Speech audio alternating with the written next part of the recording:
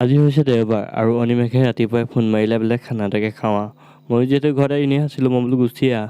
তাৰপিছত লগৰ বন্ধুকেইটাকো মাতি দিলোঁ আৰু খানা খাবলৈ আমাৰ জেগা চিলেক্ট কৰিলোঁ আমাৰ ঘৰৰ পাছফালে পথাৰত। আজি খানাটো বহুত দিনৰ পৰাই পেণ্ডিং হৈ আছিল, যিহেতু অনিমেষে চাকৰি পাই আমাক খানা দিয়া কথা আছিল। বহুত দিনৰ মূৰত হ'লেওতো খানাটো দিলেগৈ, সেইবাবে আমি সকলোবিলাক যোগাৰ কৰিবলৈ লাগি গ'লোঁ।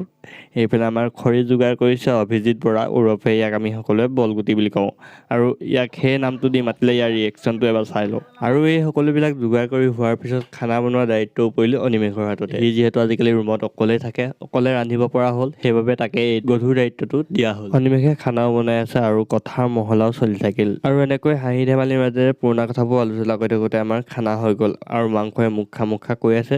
সেইবাবে অভিজিতে ৰ'বই নোৱাৰিলে, সি সোনকালে ভাতকেইটা বাঢ়ি দিলে আৰু মুকুন্দই নিজে পিটিকা বনাই নিজে টেষ্ট কৰিলে আৰু ধুনীয়াকৈ মাংসখিনি আমাক উলিয়াই দিলে অনিমেষে। আৰু এনেকৈ গোটেইকেইটাই খানাটো খাই ঘৰলৈ উভতিলোঁ। আজিলৈ মানে